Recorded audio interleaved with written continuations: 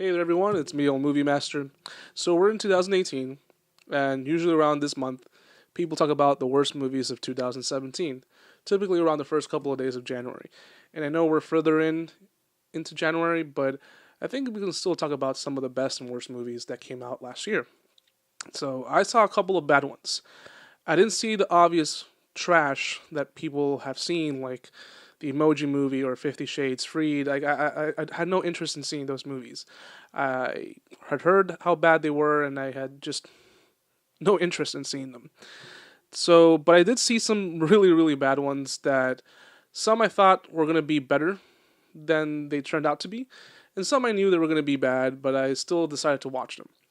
So, the first one on my list, which is number 10, is a movie that when I first had heard that they were going to do reshoots, and here's the thing: whenever people hear reshoots, they panic, and you shouldn't because a lot of movies get reshoots. But when I had heard that they reshot a large portion and they changed directors and had a troubled production, that scared me. But I still went with an open mind. I sat down, and that movie was Justice League. So Justice League was an interesting experience.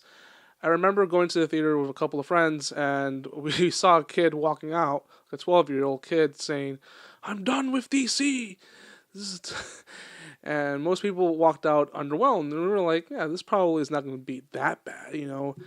I mean, keep in mind, this was right after the success of Wonder Woman, so my thoughts were maybe they had changed their strategy. Maybe they're gonna do a better movie. So, but then when I saw the movie, this was really, really bad.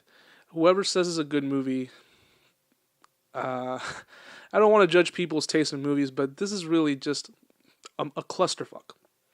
And I'll tell you why. You can tell there's an inconsistency in style.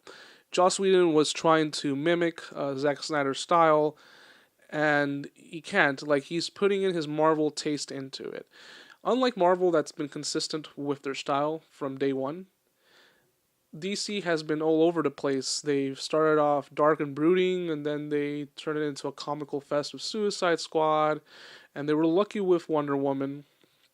But Justice League was not only was it bad, it was numbing, action numbing boringness. That's if that can be described as a was a word. Like, it was just action on the screen, and I was bored while I was watching it.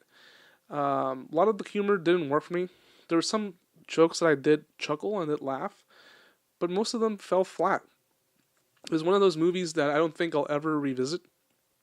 So, but and of course, people mention the really bad CGI on Henry Cavill, the fact that they had to change. They couldn't shave. He couldn't shave his mustache because he was working on Mission Impossible 6, and it's very evident that they try their best to like reshape this whole part of his face, and it just looks really bad. Another one that I didn't like was Suburbicon. The first time I saw it, I was like, "Yeah, this isn't very good." And I'm the type of person that I need to see movies twice, most of the time. The first time is to observe. The first time is just to watch it and be entertained by it, and the second time is to pay attention to details in the plot, in the characters, inconsistencies and plot holes and such. And yeah, most people can notice these things the first time, but typically for me, when I'm watching the movie for the first time, I'm just there to be entertained.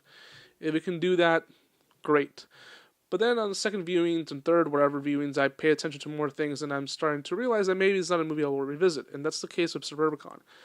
Matt Damon's performance is fine, but this movie, which is supposed to be about suburban households in the 1950s and people living and thinking that everything is very nice and polished and there's a lot of racism going on.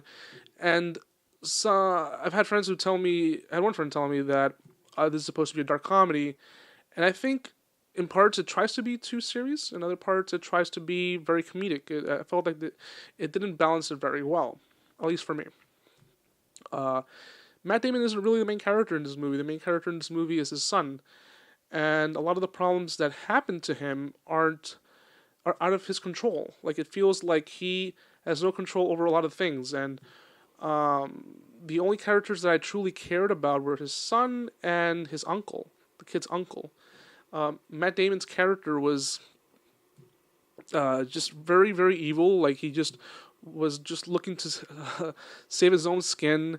And there's this whole plot line with this family, these neighbors that are moved in, who are African American, and they're going through racism. And I felt that storyline could have been removed completely. It could have worked in a completely different way. It's a Coen Brothers story, and George Clooney directed it, and I think had it been gone through several different drafts and maybe a different director, it could have been a better film. But overall, this was a movie that I will never watch again. It was really bad.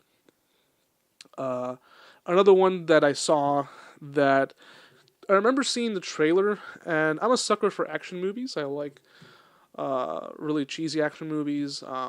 The cheesier the better. I like it when they don't take themselves that seriously, and you can just sit back and enjoy how silly it all is. And of course, I also like serious action movies and adventures like James Bond and Indiana Jones. But there was a trailer for a movie with Michael Keaton called American Assassin. I remember seeing the trailer. I don't know what movie it was, but I remember clearly seeing the trailer. I'm like, oh, this is cool, Michael Keaton in an action movie. So I catch it on VOD, and this movie starts off okay. It doesn't start off that bad. You have the kid from, I forget his name. He's in those Maze Runner movies, and he's a scrawny little guy, and he's trying to like infiltrate inside this like Al Qaeda, like not Al Qaeda, ISIS kind of group. And at first I'm like, yeah, this guy looks, I can't buy him as this action hero, and I thought originally it was Michael Keaton being the lead role, but I went with it. And he starts beating a whole bunch of people. Apparently his girlfriend was killed. And that's really cool. There's a cool action sequence in the beginning where this bunch of people come in, like from ISIS, and they start like attacking a whole bunch of people on a beach. And it's a really cool shot. There's one part that's kind of like a single tracking shot. Came out pretty good. But then everything afterwards, when he meets Michael Keaton, apparently Michael Keaton is going to train him. It's trying to see if he can be part of his group. And there's a test where he has to fight this guy played by Scott Adkins. If you're not familiar with Scott Adkins, he's been in a lot of movies like Ninja, Assassination Games, a lot of straight-to-video movies. But he was also in Doctor Strange. He was also in Doctor Strange. And he's a martial artist. He's a big guy. And there's a sequence where this scrawny little guy, this like 5'10", 150-pound guy can defeat like 190-pound Scott Adkins. I just couldn't take it seriously at all. Hold on.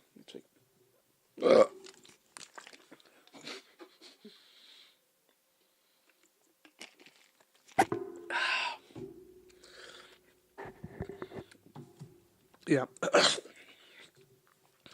Yeah, when I saw that sequence, and I could see that he can, when I saw that part where he can beat up Scott Adkins, I was like, yeah, this movie is really ridiculous.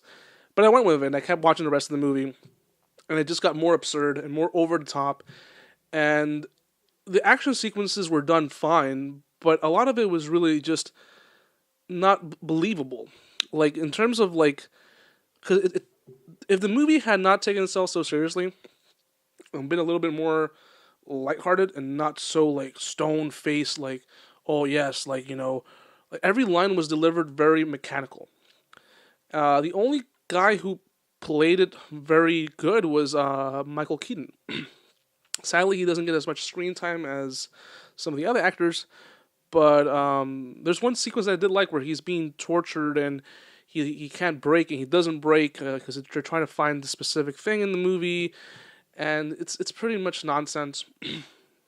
I really did not have a good time watching American Assassin. I'm glad I did not pay to see this movie. So, but even worse than that was a movie that I actually bought. I I don't know why I bought this movie. I like I don't know why I like Michael Fassbender. I think he's a really good actor. If you haven't seen a movie called Shame, well, I really like Michael Fassbender, so I bought this movie for that reason. And if you haven't seen a movie called Shame, I recommend checking it out. Um, but that's not the movie that's on this list. The movie that's on this list is Assassin's Creed. This came out last year, and I had forgotten that this movie came out last year. And when I picked it up on Blu-ray, I thought this was a movie from a couple of years ago, but no, this is a movie that came out last year. Uh, this movie is one of the most boring, idiotic films I have ever seen. Michael Fassbender plays this guy who apparently is a descendant of this assassin in like Spain during like the Inquisition or something like that, and he gets recruited to use this machine that can use his memories so he can be synced in with his ancestor, and he can retrieve this like apple, this stupid like MacGuffin. And what made me laugh was that he's attached to this machinery, so you see him doing flips in the past, which he's also doing in the present in this facility. And the mechanics of it don't work. So there's some scenes where he's running in the all the way in the past, and I'm like, how is he doing this in the present? Is he literally like running in circles? Because he's in a closed environment. It's hard to describe, but if you watch that scene, I don't want you to watch the movie, but if you can go on YouTube and you watch just a snippet of him running, start to think like, how is he doing this? Is he doing this inside a room? It's really ridiculous. On top of that, you have great actors in this movie. Outside from Michael Fassbender, you have Marion Cotillard. I think that's how you pronounce her name. She was in Inception and The Dark Knight Rises. And you also have what's this guy's name from Batman v Superman? Which guy?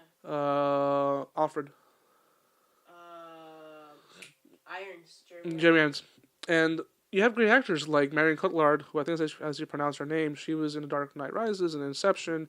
And you have Jeremy Irons, who sadly was in Batman v Superman, but he's been in great films in the past, like M. Butterfly. There's also these ridiculous angles where you see like a freaking like eagle, and it goes around, and this is really weird thing. It feels like it's like a filmmaker discovered, oh, we can do really cool angles. And it gave me a headache because they kept doing it over and over again. And to make it worse, they put the CGI smoke all over the place, I guess to hide certain effects. And this movie was just boring, ridiculously long, and I could not take it seriously at all. Like it was taking itself way too seriously, in my opinion. Like I was watching this, and I'm like, if this was, again, like American Assassin, more comedic.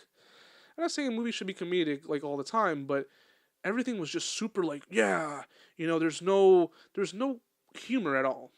It was just not my cup of tea. Another movie that everyone was saying was bad, and they were telling me, don't watch this. This is not worth it. It's not worth your money. But I saw it anyway. I saw it on Amazon Prime. It was The Mummy with Tom Cruise. This is a movie that no one asked for. No one asked for this remake. I think the 1999 movie is great as it is. I still think the best one is the 1930s version with Boris Karloff. The 1999 movie I like with Brandon Fraser. It's a fun action adventure movie. And this one, it's strange because I know a lot of people don't like Tom Cruise because he's crazy and whatnot. I think he's made good movies in the past.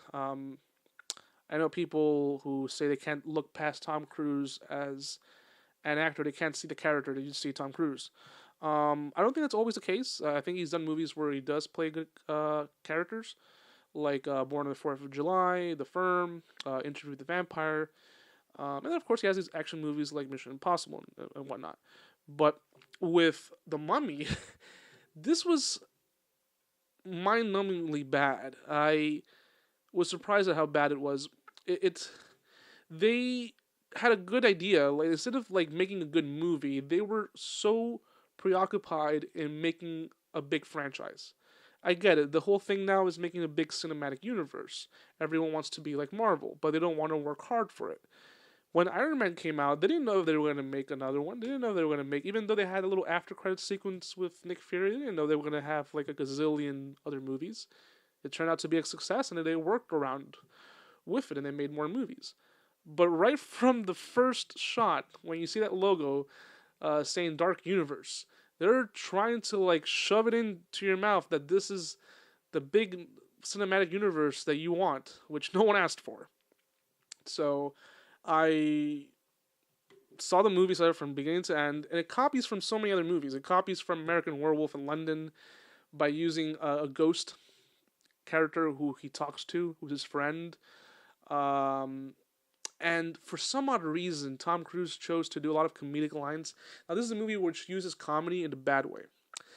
It tries to take itself too seriously, and at the same time have this weird comedic tone that just doesn't match. And the problem why it doesn't match is because Tom Cruise isn't the right person for this movie. I think it could have been Chris Pratt. Chris Pratt or someone else. It shouldn't have been Tom Cruise because Tom Cruise is 50 something. He's still trying to pretend like he's a 30 something year old guy who is the wisecracker kind of like uh, everyday action guy, and he just doesn't fit that bill anymore. And there's a lot of exposition in this movie, so much. There's one line in this movie that made me laugh when it's towards like the middle of the movie where Tom Cruise is sitting down with um, Russell Crowe's character, who is Dr. Jekyll and Mr. Hyde. He's both one and the same person, and he's introducing what they are, that they're this part of this big universe, that they're controlled monsters and whatnot. And when he's explaining it, it feels like he's not explaining it to Tom Cruise. It's like he's explaining it to us, the viewers, saying like, "Get ready for another 15 other monster movies." It's so cheesy, like wink, wink. Like I'm not. The actress who played the mummy, she wasn't bad, but they didn't concentrate on her. They concentrated on Tom Cruise because Tom Cruise is the big build star. The movie is very dark, and I don't mean dark in tone. I mean dark in like scenes. There's some parts where I can't. What the fuck is going on here? Especially at the beginning. Like there's a part where they're like in a graveyard or underground grave, like in London, and I couldn't tell what was going on until I finally saw Russell Crowe coming into the shot. So yeah, the next movie is no surprise. This is trash. And I saw all these movies back to back because I hadn't seen them in years, and some of them I hadn't seen. And it's Transformers: The Last Night. Word of advice: don't watch the Transformers movies back to back. You're gonna get a headache. You're gonna probably have convulsions and seizures. One of those things that I don't recommend. I did it because I want to get them out of the way. So I still think the first movie is pretty decent blockbuster action extravaganza. Part 2 is pretty bad. Part 2 has a lot of problems. It was done during the writer's strike. Part 3 I enjoy. It's whatever. Both Mark Wahlberg's attempts in this franchise are terrible, especially this new one, Transformers: The Last Night. One of the biggest problems is that every shot, the way this was edited, every shot doesn't last longer than not even 10 seconds. And Michael Bay had the smart idea, for some reason, to use different aspect ratios. So there's some parts where you're watching the movie and it's 235, 185, 177. Because he was using the IMAX camera, using regular film cameras, and it's distracting. You'll be watching a scene where Mark Wahlberg is sitting down talking to Anthony Hopkins' character, and as they're talking, it changes back from 235 to 185, and then feet away is the lead, is a supporting actress, and she's on 177. It's so weird how it shifts back and forth with the aspect ratios, and the action was really hard to follow. It's a stupid movie. I get it's a stupid big action movie, but people need to stop giving money to these movies because they're gonna make more of them. They already announced a Bumblebee prequel origin story that, again, who asked for this? I don't know. But yeah, this is really, really bad. Another one that I saw And this one I saw in theaters, and I saw the trailer first, and I was like, this might be a good comedy. This might be like a pretty decent film with Arnold Schwarzenegger, and that was Killing Gunther. This was a limited release in theaters. I went to go see it only because I like Arnold Schwarzenegger, and this was a strange attempt because I know that they had a low budget, so they couldn't get Arnold for the whole movie. But even without that, the attempts at humor is very forced, and the whole story is a group of assassins want to kill Arnold Schwarzenegger's character Gunther, who's like the big assassin, and they're all trying to top each other off by killing him. And Arnold doesn't even show up until the last 5 minutes of the movie, and just to spew a whole bunch of like one-liners from the 80s and 90s. And I don't recommend this movie even to watch. I've recommended it to someone, and he told me that he turned it off within like the first 15, 20 minutes. I saw it in theaters, and I think I was there with like 5 other people who went to go see it. Uh, this is probably the worst movie from Arnold Schwarzenegger. Uh, Probably even worse than Red Sonja. Uh, Another one that I saw a couple nights ago that was from this year. I'm not sure if this went to theaters. I saw it on VOD, and that was Leatherface. Leatherface was a big giant trash. This was one of those movies that I had no hopes for. I wasn't expecting much from. I thought it was just going to be a random horror movie.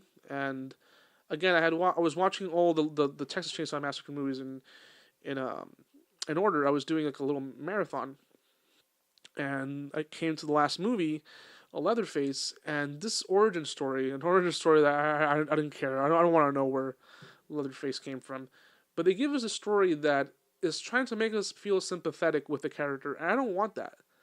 It's not necessary. They did the same thing with Texas Chainsaw, the one that came out in 2013, which is another really bad movie. And Stephen Dorff is in this movie for some odd reason. I don't know why. Uh, the This movie is it's probably the goriest one, second only to Texas Chainsaw Massacre the beginning. But this one is unnecessarily gory, and it's trying to like. It doesn't make sense if you're connecting it to the original Texas Chainsaw Massacre, because you're seeing the family doing these like grotesque murders, and they still it's higher body count than the original, and some of it was just like plain gross. Like it wasn't even scary. It's one of those movies that it was more offensive than anything, for the reason that it's like tarnishing what the original brought out. The original is like a great, horror, grisly, like grindhouse movie that's very rewatchable. And so there's some dark humor in there that people don't realize with the original, which Toby Hooper said this, and this is true, that the original has some dark humor bits here and there, which the sequels, especially part 2, which he did, has a lot of humor. But this one was just almost unwatchable, and it just abruptly ends. Don't watch Leatherface. So number 2 is a movie that I saw in theaters, and I really hated it. I was almost going to walk out, but someone told me, let's stay. We're going to watch the whole movie. And that movie was Alien Covenant. Ridley Scott makes a lot of movies, but not a lot of his recent movies are very good. Especially Alien Covenant. Alien Covenant was a disaster. I thought Prometheus was bad, and I know a lot of people like Prometheus. I don't. I like some parts in it. I like the cinematography, but as a whole, I don't think it's a good movie. But Alien Covenant was pure trash. I hated the fact that all the characters make stupid decisions. They are very inconsistent. They arrive at a planet and they're not wearing any helmets. Everyone acts like a child, and it's like a slasher movie in space. Whereas the other ones were scientists exploring, and it was very like atmospheric. Here it was just ridiculously stupid, and really Scott tries to play it off, saying it was all intentional. Bad writing is not an excuse. Really, you can do better than that. So number 1 is a movie that I didn't see in theaters. I saw it on DVD, and this is a funny bad movie in my opinion, but it is really really bad.